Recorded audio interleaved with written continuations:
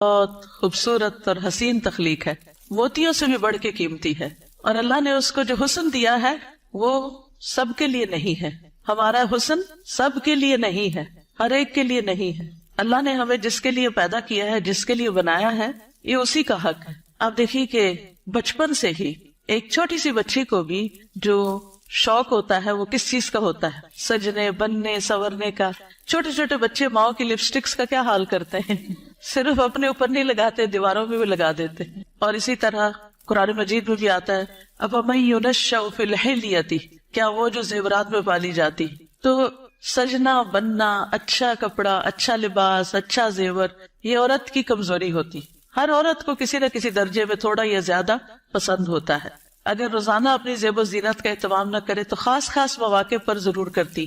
اور پھر اس میں بعض اوقات یہ ہوتا ہے کہ صرف زیب و زینت کرنے کا شوق نہیں ہوتا، اس کو نمایاں کرنے کا بھی بہت شوق ہوتا ہے. تو اس صورت میں پھر یہاں ایک امتحان شروع ہو جاتا ہے کہ ہمیں یہ زیب و زینت کس کس کے سامنے ظاہر کرنے کی اجازت ہے اور کس کے سامنے نہیں. تو یہ چھوٹی سی کتاب ہے، اس آیت سے متاثر ہو کر تحریر کر دی گئی. بہت سے لوگ کہتے رہتے ہیں کہ اپنی تفسیر لکھیں، لیکن اس کا تو وقت نہیں. سوچا چلے ایک آیت ہی صحیح، بلغوا انی ولو آیہ. قال اللہ تعالی، اللہ تعالیٰ کا فرمان ہے، جب اللہ تعالیٰ کوئی بات فرماتے ہیں تو پھر کیا کرتے ہیں، کیسے سنتے ہیں؟ بہت دھیان سے، توجہ سے. وقل للمؤمنات، اور مومن عورتوں سے کہہ دیجئے کیا کریں؟ اپنی نگاہیں نیچی رکھیں، یعنی اپنی نگاہوں کی حفاظت کریں، اور اپنی شرم گاہوں کی حفاظت کریں، اور اپنی زینت ظاہر نہ کریں، اپنی خوبصورتی نمایاں نہ کریں سوائے اس کے جو خود ظاہر ہو جائے، اور اپنے سینوں پر اپنی اوڑھنیاں ڈالے رکھیں، اور اپنی زینت ظاہر نہ کریں سوائے اپنے شوہروں کے، یا اپنے باپ کے، یا اپنے شوہروں کے باپ کے، یا اپنے بیٹوں کے، یا اپنے شوہروں کے بیٹوں کے، یا اپنے بھائیوں کے، یا اپنے بھائیوں کے بیٹوں کے، یا اپنی بہنوں کے بیٹوں کے، یا اپنی عورتوں کے، یا اپنے غلاموں کے، یا وہ زیر دست مرد جو کسی اور قسم کی رغبت نہ رکھتے ہوں، یا وہ بچے جو عورتوں کی پوشیدہ باتوں سے ابھی واقف نہ ہوئے ہوں، اور اپنے پاؤں زمین پر مار کر نہ چلیں کہ ان کی پوشیدہ زینت لوگوں کو معلوم ہو جائے. اور اے مومنو، تم سب مل کر اللہ سے توبہ کرو تاکہ تم کامیاب ہو جاؤ. یعنی اس حکم کی کہیں نہ کہیں جو خلاف ورزی ہوتی ہے اس پر توبہ کرو تاکہ کامیاب ہو سکو. اس سے پتہ یہ چلتا ہے کہ اگر اس حکم کی خلاف ورزی کی گئی تو کہیں ایسا نہ ہو کہ کامیابی مخدوش ہو جائے. تو ارشاد ہے وَقُلْ لِلْمُؤْمِنَاتِ، اور مومن عورتوں سے کہہ دیجئے. پیج 3. مومنات کون ہوتی ہیں؟ جو ایمان لانے والیاں ہیں، اللہ اور اس کے رسول محمد صلی اللہ علیہ وسلم کا حکم دل سے مان لینے والیاں، ماننے کے بعد ان احکامات پر عمل کرنے والیاں، اللہ سے اپنی محبت کے دعوے کو سچ کر دکھانے والیاں. اللہ تعالیٰ کا ارشاد ہے بے شک مسلمان مرد اور مسلمان عورتیں، اور مومن مرد اور مومن عورتیں، اور فرما بردار مرد اور فرما بردار عورتیں، اور سچے مرد اور سچی عورتیں، اور صبر کرنے والے مرد اور صبر کرنے والی عورتیں، اور عاجزی اختیار کرنے والے مرد اور عاجزی اختیار کرنے والی عورتیں، اور صدقہ کرنے والے مرد اور صدقہ کرنے والی عورتیں، اور روزہ دار مرد اور روزہ دار عورتیں، اور اپنی شرمگاہوں کی حفاظت کرنے والے مرد اور حفاظت کرنے والی عورتیں، اور اللہ کا بہت زیادہ ذکر کرنے والے مرد اور ذکر کرنے والی عورتیں. ان کے لیے اللہ نے مغفرت اور بہت بڑا اجر تیار کر رکھا ہے. اللہ کی بخشش اور بڑا اجر کس کے لیے ہے؟ ان صفات کے حامل مومن مردوں اور عورتوں کے لیے. تو ارشاد ہے وَقُلْ لِلْمُؤْمِنَاتِ، کیا ارشاد؟ پیج 4. يَغْضُضْنَ مِنْ أَبْصَارِهِنَّ، کہ وہ اپنی نگاہیں نیچی رکھیں. کیا مطلب ہے اس کا؟ کہ حرام چیزوں پر نگاہ نہ ڈالیں، نامحرم مردوں کو نگاہ بھر کے نہ دیکھیں، اچانک نظر پڑ جائے تو نظر پھیر لیں، شہوت کی نظر سے نہ دیکھیں، کسی مرد یا کسی عورت کا سطر نہ دیکھیں، یعنی جو حصے چھپا کے رکھنے کے قابل ہیں، فحش تصاویر اور فحش مناظر نہ دیکھیں، ادھر ادھر تاک جھانک نہ کریں. نبی صلی اللہ علیہ وسلم نے فرمایا زنا العین النظر، نظر بازی آنکھوں کا زنا ہے. نبی کریم صلی اللہ علیہ وسلم نے فرمایا تم اپنی طرف سے مجھے 6 چیزوں کی ضمانت دو، میں تمہیں جنت کی ضمانت دوں گا. جب بات کرو تو سچ بولو، جب وعدہ کرو تو پورا کرو، جب تمہارے پاس امانت رکھی جائے تو ادا کرو، اپنی شرمگاہوں کی حفاظت کرو، اپنی نگاہوں کو نیچا رکھو اور اپنے ہاتھوں کو روکے رکھو. تو یہ حکم ہے نگاہیں نیچی رکھنے کا. پھر آیت کے اگلے حصے میں فرمایا وَيَحْفَظْنَ فُرُوجَهُنَّ، اور وہ اپنی شرمگاہوں کی حفاظت کریں، یعنی جسم کے قابل ستر حصے چھپا کر رکھیں۔ باریک اور تنگ لباس خصوصاً چست پاجامے سطر ڈھانپنے کے تقاضے پورے نہیں کرتے۔ زنا، بدکاری اور فحاشی سے بچے، بلا ضرورت اپنے جسم کا کوئی حصہ نہ کھولیں، ہم جنس پرستی سے دور رہیں، جانوروں یا مصنوعی آلات سے جنسی خواہش پوری نہ کریں۔ پھر فرمایا وَلَا يُبْدِينَ زِينَتَهُنَّ، اور اپنی زینت ظاہر نہ کریں، یعنی جسمانی ساخت اور شکل و صورت کی خوبصورتی کو نمایاں نہ کریں۔ زینت میں دونوں چیزیں آ جاتی ہیں، جسم کا فگر بھی اور شکل و صورت کی خوبصورتی بھی۔ پھر مصنوعی اور آرائشی زینت جیسے زیور، لباس یا میک اپ وغیرہ چھپا کر رکھیں، نان محرم سے۔ باریک لباس نہ پہنے، گھر سے نکلتے وقت تیز خوشبو نہ لگائیں، کیونکہ وہ بھی زینت کا حصہ ہے۔ رسول اللہ صلی اللہ علیہ وسلم نے فرمایا 2 قسم کے لوگ جہنمی ہیں جنہیں میں نے نہیں دیکھا، وہ لوگ جن کے پاس بیلوں کی دموں کی طرح کے کوڑے ہوں گے جن سے وہ لوگوں کو مارتے ہوں گے، وہ عورتیں جو لباس پہن کر بھی بے لباس ہوں گی، مائل کرنے والیاں، مائل ہونے والیاں، گویا ان کے سر بختی اونٹ کے کوہان کی مانند ہو گئے، یعنی سر خاص طور پر اوپر، سروں کے اوپر مزید بالوں کا جوڑا بنا کے یا اونچے کر کے اس کو اٹھایا ہوا ہو۔ وہ جنت میں داخل نہ ہوگی اور نہ اس کی خوشبو پائے گی، حالانکہ اس کی خوشبو اتنی اور اتنی دور سے آتی ہوگی۔ یہ صحیح مسلم کی روایت ہے۔ پھر فرمایا الا ما ظاہر منہا، سوائے اس کے جو اس میں سے ظاہر ہو جائے، وہ زینت جو خود بخود ظاہر ہو جائے، نہ کہ ظاہر کی جائے، مثلا چادر کا ہوا میں اڑ جانا اور زینت کا کھل جانا، وہ زینت جس کو چھپانا ممکن نہ ہو، جیسے چادر، گاؤن یا اسکارف وغیرہ۔ جسمانی ساخت میں سے دراز قد یا متناسب جسم ہونا، اس میں بھی ایک اٹریکشن ہوتی ہے، اب یہ چھپائی نہیں جا سکتی۔ سیدنا ابن مسعود اس کی تفسیر میں فرماتے ہیں کالرداء والثیاب، جیسے چادر اور کپڑے، چادر جو اوپر کی چادر یا گاؤن وغیرہ ہوتا ہے، یا جو کپڑے نیچے سے نظر آ جاتے ہیں۔ یاد رہے زینت ظاہر ہونے اور زینت ظاہر کرنے میں فرق ہے، ایک وہ ہے جو آپ خود کھول دیتے ہیں اور ایک وہ ہے جو اتفاق سے ہو جاتی ہے۔ پھر فرمایا وَلْيَضْرِبْنَ بِخُمُرِهِنَّ عَلَى جُيُوبِهِنَّ، اور وہ اپنی اوڑھنیاں اپنے سینوں پہ ڈالے رکھیں۔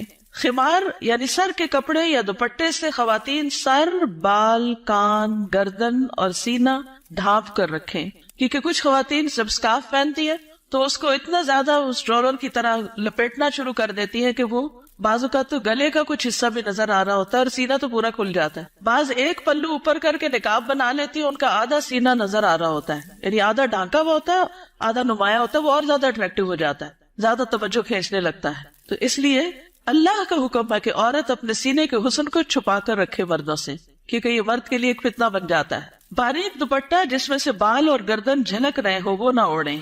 زمانہ جاہلیت میں عورتیں پردے کا اہتمام نہیں کرتی تھی، بلکہ جب کوئی عورت مردوں کے پاس سے گزرتی تو اپنے سینے کو کھول کے گزرتی۔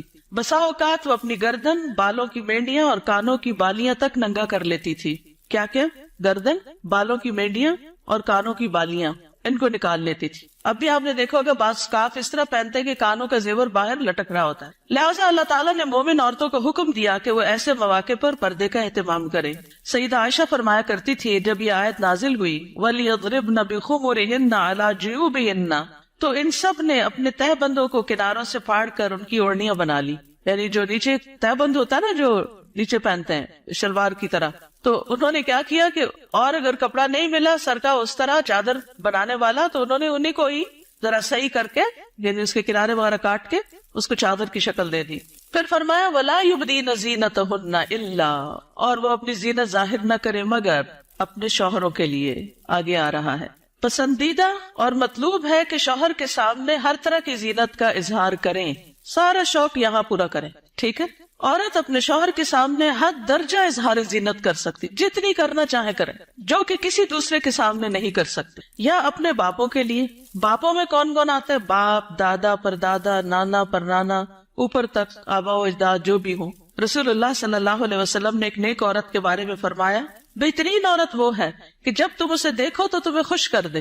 تو شوہر کس طرح خوش ہوگا جب آپ اچھے کپڑے پہنیں گے، اچھا لباس کے ساتھ اچھا زیب و زینت، زیور، میک اپ وغیرہ میں ہوں گے۔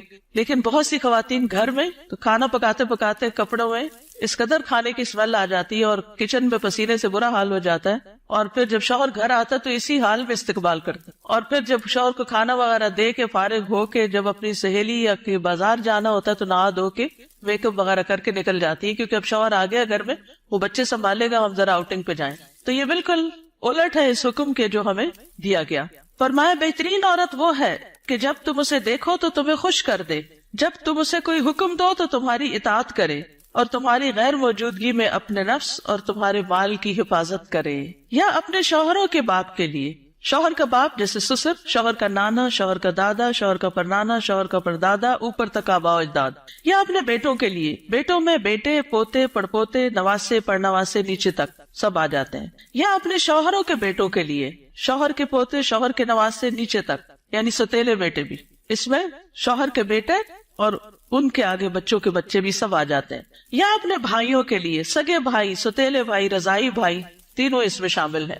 یا اپنے بھائیوں کے بیٹوں کے لیے، سگے بھائیوں کی اولاد، ستیلے بھائیوں کی اولاد، رضائی بھائیوں کی اولاد، یعنی بھتیجے، بھتیجوں کے بیٹے، پوتے وغیرہ۔ یا اپنی بہنوں کے بیٹوں کے لیے، سگی بہنوں کی اولاد، ستیلی بہنوں کی اولاد، رضائی بہنوں کی اولاد، یعنی بھانجے، بھانجوں کے بیٹے، پوتے وغیرہ۔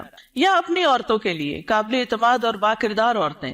نبی کریم صلی اللہ علیہ وسلم نے فرمایا لا تباشر المرأة المرأة، پہلی تاپت پیش ہے، ٹھیک کر لیجئے، لا تباشر المرأة المرأة فتنعتها لزوجها كأنه ينظر إليها، کوئی عورت کسی عورت کے جسم کے ساتھ جسم نہ لگائے۔ بعض اوقات لوگ حق کر رہی ہوتی ہیں لڑکیاں ایک دوسرے کو، تو اتنا زیادہ چپک جاتی ہیں ایک دوسرے سے، یہ بھی درست نہیں۔ اور پھر اس طرح بھی کہ وہ اپنے شوہر سے اس کا حلیہ بیان کرے، یعنی جس طرح وہ فیل کرے اس عورت کو، پھر گھر جا کے اپنے میاں کو اس کی ساری تعریف کر کے بتائے کہ گویا وہ اسے دیکھ رہا ہے۔ یا تمہارے دائیں ہاتھ جن کے مالک ہوئے، لوڈیاں اور غلام مراد ہیں یہاں، لیکن جو گھریلو ملازمین ہیں یہ لوڈی غلام میں شامل نہیں ہوتے، ان سے احتیاط برتنی چاہیے۔ گھریلو مرد ملازمین کے ساتھ گفتگو میں محتاط رویہ اختیار کریں، جیسے ڈرائیور ہو، چوکیدار ہو، ان کے ساتھ بہت ہنس کے بات کرنے کی ضرورت نہیں۔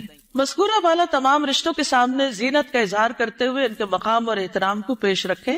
جوان بچوں کے سامنے سینہ اور گریبان کھولنے میں احتیاط برتیں، یعنی ان میں سے جو بھائی جوان ہے یا بیٹے جوان ہے یا پوتے وغیرہ، تو ان کے سامنے اپنے سینے کو بہت نمایاں نہ کریں، اور اسی طرح اپنے سطر کو چھپا کر رکھیں۔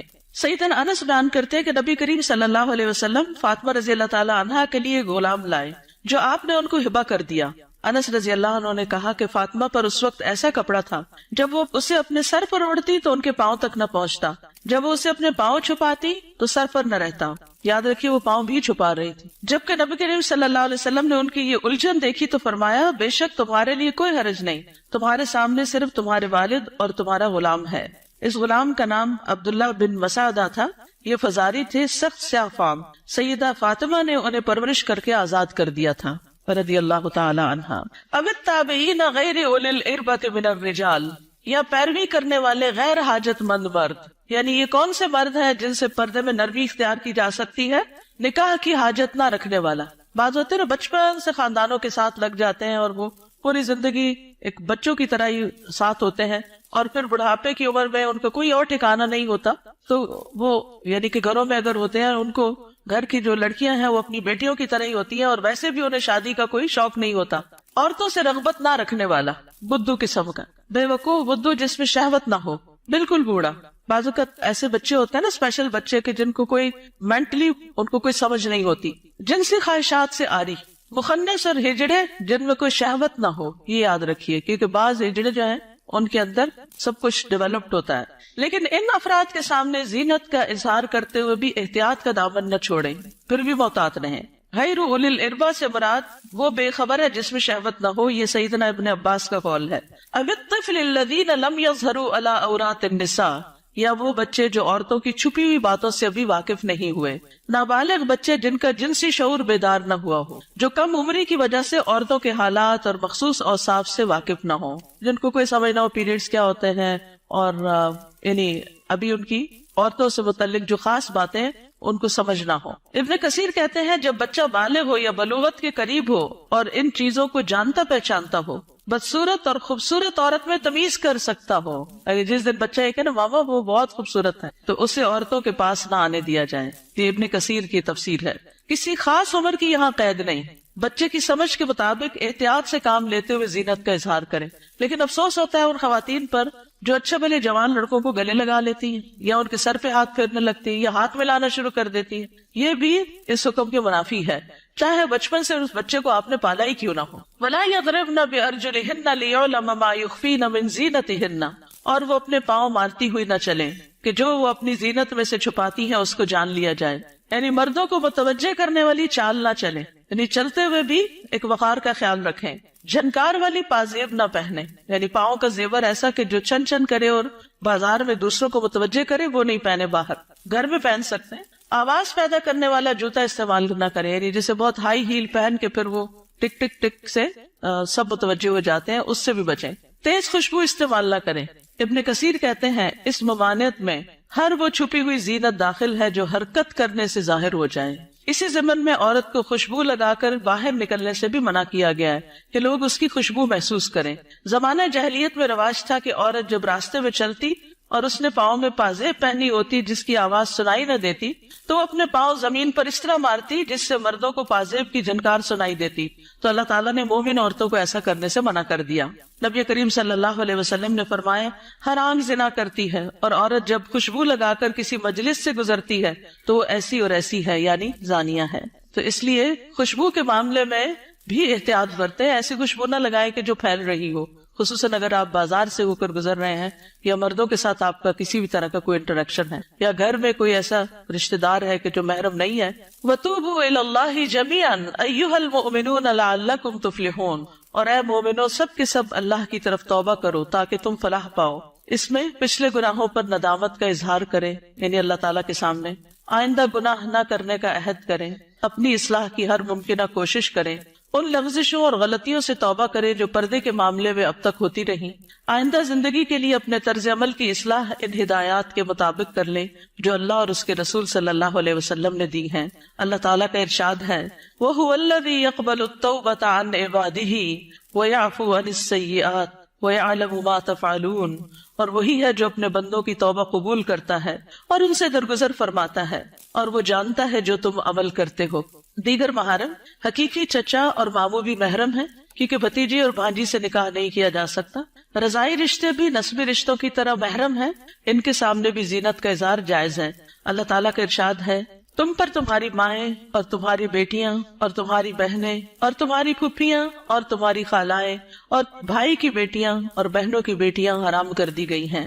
رسول اللہ صلی اللہ علیہ وسلم نے فرمایا بے شک اللہ نے رضاعت سے بھی ان رشتوں کو حرام کر دیا جن کو نسب سے حرام کیا گیا۔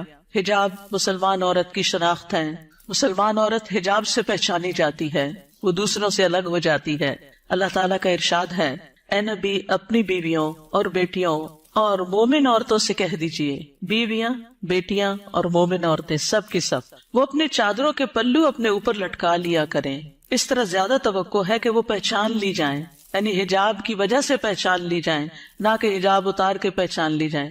حجاب اتار کے تو ایک عورت عام عورت کی طرح لگے گی نا، تو ایذا نہ دی جائیں، اور اللہ بہت بخشنے والا بے حد رحم کرنے والا ہے۔ یہ ایذا کون سی ہے؟ سیکشل ہراسمنٹ، کہ جب عورت کسی مرد کو اٹریکٹ کرتی ہے تو پھر وہ اس کے پیچھے آتا ہے اور اس کو نقصان دینا چاہتا ہے۔ مردوں سے بھی خطاب کیا گیا۔ نظر اور شرمگاہ کی حفاظت کا حکم صرف عورتوں کے لیے نہیں بلکہ مردوں کے لیے بھی ہے۔ اللہ تعالیٰ کا ارشاد ہے مومن مردوں سے کہہ دیجئے اپنی نگاہیں نیچی رکھیں اور اپنی شرمگاہوں کی حفاظت کریں، یہ ان کے لیے پاکیزہ تر ہے، بے شک اللہ خبر رکھنے والا ہے اس کی جو وہ کرتے ہیں۔ یعنی اللہ سبحانہ وتعالیٰ کو سب پتا ہے کہ وہ نگاہیں نیچی رکھتے ہیں یا نہیں رکھتے۔ سیدنا جریر بن عبداللہ سے روایت ہے، وہ کہتے ہیں میں نے رسول اللہ صلی اللہ علیہ وسلم سے اچانک نظر پڑ جانے کے بارے میں سوال کیا تو آپ صلی اللہ علیہ وسلم نے مجھے حکم دیا کہ میں اپنی نظر پھیر لوں، یعنی اگر کسی عورت پر نظر پڑ جائے تو پھر اس کو دوسری طرف پھیر لوں۔ نظر کی حفاظت دراصل شرمگاہ کی حفاظت ہے۔ جس نے اپنی نظر کو آزاد چھوڑ دیا اس نے اسے ہلاکت کے گڑھے میں ڈال دیا، اور نظر ہی عام حادثات کی اصل ہے جو انسان کو پہنچتے ہیں۔ یہ ابن القیم کا قول ہے۔ نگاہ نیچی رکھنے کے فوائد کیا ہیں؟ یہ بھی ابن القیم کا قول ہے محبت کی حقیقت اور اس کے تقاضے کتاب میں. دل شہوت سے رک جاتا ہے، دل میں نور پیدا ہو جاتا ہے، علم کے راستے کو شادہ ہو جاتے ہیں، دل کو فرحت و خوشی حاصل ہوتی ہے، عقل قوی اور مضبوط ہوتی ہے، دل غم و حسرت سے خلاصی پا لیتا ہے، انسان کی عقل و فراست بڑھتی ہے، دل کو قوت و شجاعت حاصل ہوتی ہے. نگاہ جھکانا جہنم کا دروازہ بند کرنے کا سبب ہے، غفلت کے پردے ہٹتے ہیں. رسول اللہ صلی اللہ علیہ وسلم نے دعا بھی سکھائی، سنن نبی داؤد میں آتی ہے، اللہم انی اعوذ بک من شر سمعی ومن شر بصری ومن شر لسانی ومن شر قلبی ومن شر منی.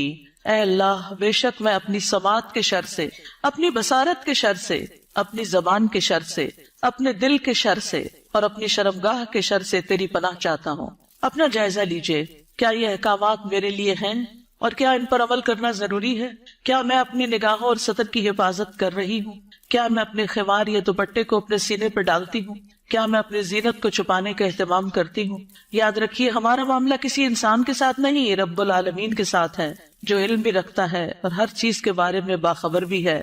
نظر کے بارے میں کچھ اشعار ہیں، کل حوادث مبدأها من النظر، تمام حوادث کی ابتدا نظر سے ہوتی ہے. یعنی جو عشق و عاشقی کے سلسلے چل پڑتے ہیں اور انسانوں کو بعض اوقات انتہائی بیمار کر دیتے ہیں کہ وہ کسی قابل نہیں رہتے، اس کی ابتدا نظر سے ہی ہوتی ہے. وَمُعْظَمُ النَّارِ مُسْتَصْغَرُ الشَّرَرِ، اور چھوٹی چنگاری سے بھی زبردست آگ بھڑک اٹھتی ہے. نظر فابتسامۃ فسلام، پہلے نظر پھر مسکراہٹ پھر سلام. فکلام فموعد فلقاء، پھر بات چیت پھر ملاقات کا وعدہ، اور پھر اس کے بعد اللہ کے حکم کی نافرمانی میں انسان جا پڑتا ہے.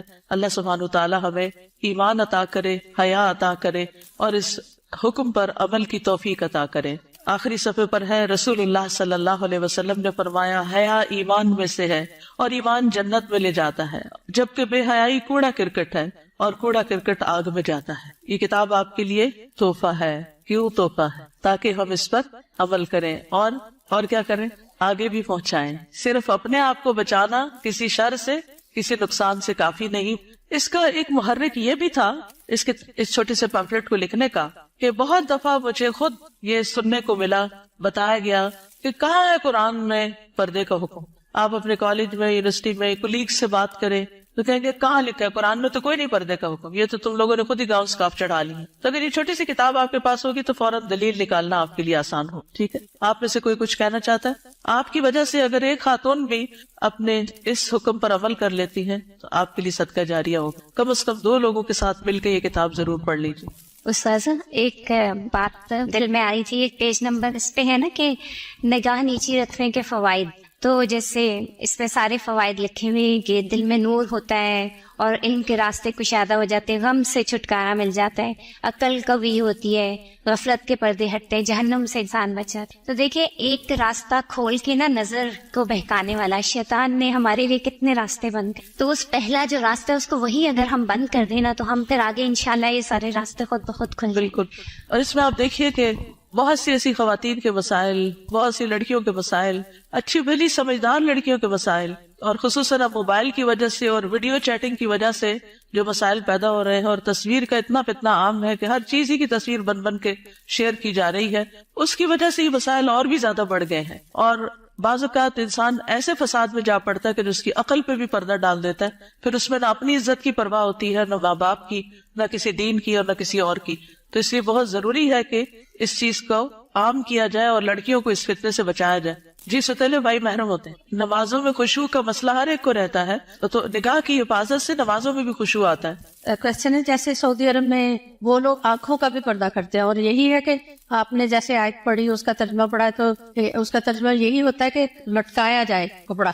تو وہ لوگ اس طرح کہتے ہیں کہ آنکھ کا پردہ وہ پٹا اس طرح کرتے کہ آنکھوں تک آتا ہے. تو اس میں آپ کیا کہیں گے؟ اور دوسرا یہ کہ ان کا جو گاؤن ہے وہ پاؤں کے نیچے تک ہوتا ہے، کیا یہ حلال؟ جی، گاؤن نیچے تک ہونا چاہیے، ٹخنے ننگے نہیں ہونے چاہیے. اور ابھی یہ کو جو ٹچ کر رہا ہوتا ہے. جی، تو آنکھ کا پردے میں آپ کیا کہتے ہیں اس میں، جس طرح وہ لوگ کرتے ہیں؟ جی، جتنا انسان اپنے آپ کو ڈھانک سکے اتنا ہی بہتر ہے. مطلب وہ لوگ پلہ جو ہے اوپر کر کے کرتے ہیں، لیکن ہمارے یہاں ایسا کوئی، دیکھیے ہمارے یہاں بھی جب میں چھوٹی ہوتی تھی تو اس وقت جو نقاب ہوتا تھا وہ پورے جارجٹ کے کپڑوں کا وہ نیچے ڈالتے تھے. میں خود یونیورسٹی میں، پنجاب یونیورسٹی میں جب میں پڑھتی تھی تو میرے اپنے نقاب اسی طرح کا لگا ہوا تھا، اور جو ینگ ٹیچرز ہوتے تھے ان کی کلاس میں پورا ڈال کے بیٹھتی، سامنے نہیں دیکھتی تھی.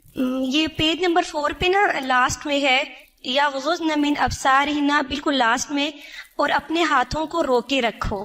یہ مجھے تھوڑا سا، یعنی یہ حدیث ہے نا جس میں بہت سی چیزوں کے روکنے کی بات ہے. مسلمان وہ ہوتا ہے نا جس کے ہاتھ اور زبان سے دوسرے محفوظ رہنے. ہاتھوں کو روکے رکھو شر سے، کسی کو تکلیف دینے سے. خاص طور پر عورتوں کو سوچنا چاہیے اس موقع پر. چلے آپ نے ہاتھ کا ذکر کر ہی دیا، وہ مائیں اللہ کو کیا حساب دیں گی جو بات بے بات پر اور شوہر سے بھی ناراضگی اور کسی اور کے ساتھ بھی جو انبن ساس کا بھی غصہ سارا بچوں پہ نکالتی، بات بات پہ بچوں کی پٹائی کرتی. آج ہی ایک بچی نے مجھے تقریباً 7 منٹ کا میسج بھیجا جس میں رو رو کے وہ ذکر کر رہی تھی کہ میں بچپن سے اپنی ماں سے کس طرح پٹتی آ رہی ہوں، کہ اگر اس کے ہاتھ میں ڈنڈا ہے تو اس نے ڈنڈا مار دیا، ہتھوڑی ہے تو ہتھوڑی مار دی، دیگچا ہے تو دیگچا مار دیا، اور چھوٹی موٹی گالیاں بھی نہیں. اگر ہم کسی وجہ سے اوپر چڑھ گئے تو کہا طوائف ہو تم بھی کوٹھے پہ بیٹھو گی. اور اس قدر غلیظ لینگویج کہ میں پریشان ہوگی سن کے کہ ہمارے مسلمان معاشرے میں ایسی مائیں بھی ہے. تو یہ ہے ہاتھوں کو روکنے کا مطلب کہ جس پر ہاتھ چلانے کا بس چلتا ہو اس سے اپنے آپ کو روک کے رکھے. چھوٹی چھوٹی باتوں میں بال کھینچ دینا، کان مروڑ دینا، ہاتھ مروڑ دینا، دھکا دے دینا، اٹھا کے پٹخا کے بچے کو پھینکنا، اس سب کا حساب دینا ہوگا. یہ ظلم کی بدترین قسم ہے اور اس سے پرہیز کرنا چاہیے. چلیے آج کے دن سیٹرڈے کو ہم فقہ القلوب پڑھتے ہیں، اور میرا بالکل دل نہیں چاہتا کہ ہم فقہ القلوب کو چھوڑ دیں، کیونکہ اس کتاب سے میں نے بہت کچھ سیکھا ہے اور یہ بہت زیادہ ایمان کو بڑھانے والی ہے. تو برکت کے لیے تھوڑا سا آپ سب کے ساتھ بھی شیئر کرتی ہوں تاکہ آپ بھی اس کو شروع کر لیں، کیونکہ فقہ القلوب جو ہے وہ قلب سے تعلق رکھتی ہے، اور جب تک قلب کی اصلاح نہ ہو تو باقی اعضاء کی